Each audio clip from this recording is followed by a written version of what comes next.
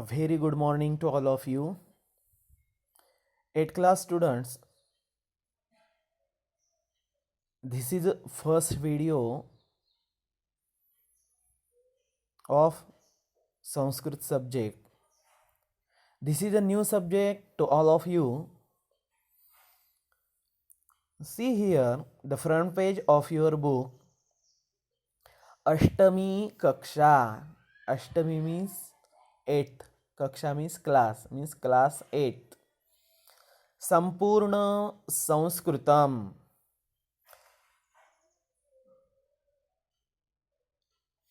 Sanskrit subject is संपूर्ण subject for you. भी संपूर्ण मीन्स होल. यह जो संस्कृत सब्जेक्ट है आपके लिए, तो ये आपको पूरा संस्कृत है आपका, मतलब संपूर्ण. कौन से स्कूल में क्या होता है कि 50 मार्क का संस्कृत और 50 मार्क का हिंदी ऐसा कंबाइन रहता है, तो वो आपका कोई कंबाइन नहीं है. तो आपका जो संस्कृत है वो फुल संस्कृत सब्जेक्ट है आपका. इसके कारण आपके बुक के ऊपर आया है संपूर्ण संस्कृतम. तो याद रहे, ये चीज आपके लिए बहुत इंपॉर्टेंट है. नेक्स्ट आमोद. आमोद मीन्स प्लेजर, आनंद. ये संस्कृत के बुक का आपका नाम है जो आपको बहुत ज्यादा आनंद देने वाला है. इसके कारण इसका नाम ही रखा है आमोद. देखते हैं इसमें ये क्या थीम है आपके फ्रंट पेज के ऊपर. तो ये संस्कृत का बॉक्स है और ये संस्कृत के बॉक्स में से एक जो है बुक, वह संस्कृत ये बच्चे निकाल रहे हैं. तो इनके बारे में मैं आज आपको थोड़ी इन्फॉर्मेशन देता हूँ. देखिए, पहला है हितोपदेशः. ये देखिए यहाँ शब्द आया है हितोपदेशः. हित मीन्स कल्याण या फायदा.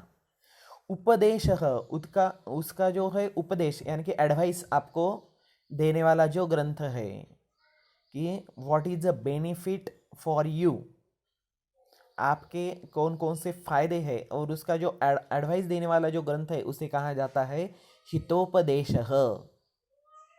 हित मीन्स बेनिफिट और उपदेश मीन्स एडवाइस. नेक्स्ट है रघुवंशम. रघुवंशम यह जो है एक संस्कृत का बहुत ही महत्वपूर्ण काव्य है.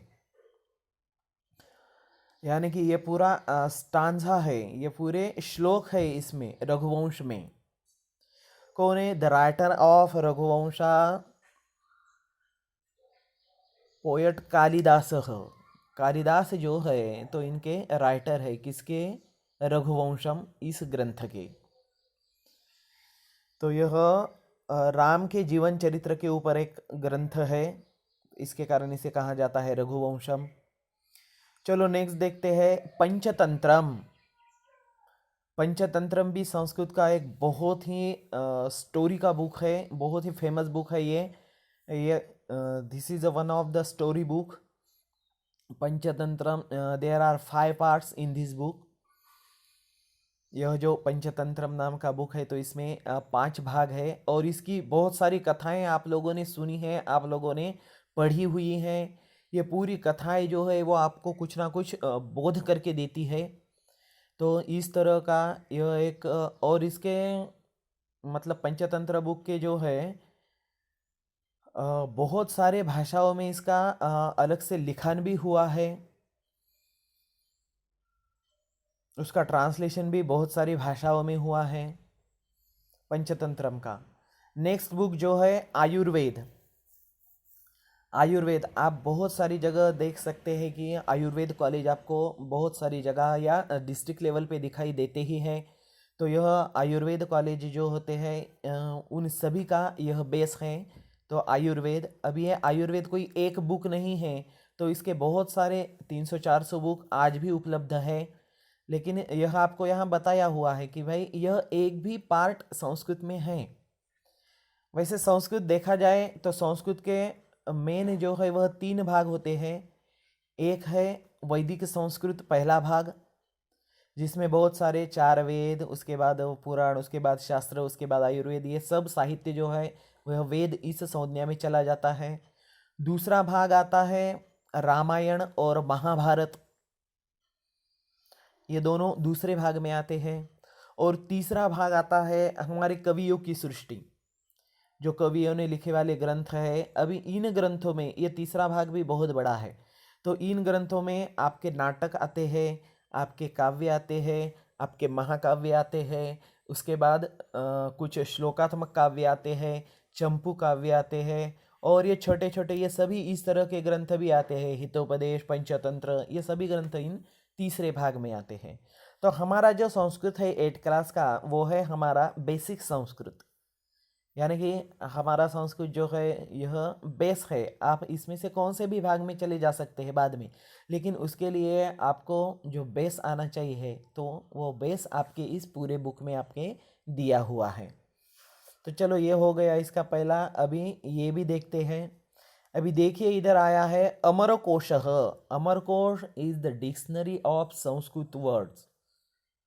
जिस तरह से आप इंग्लिश की डिक्शनरी देखते हैं, चाउस डिक्शनरी, ऑक्सफोर्ड डिक्शनरी, तो उसी तरह से यह अमरकोश जो है, कोश means dictionary, Amar the name of the writer of dictionary.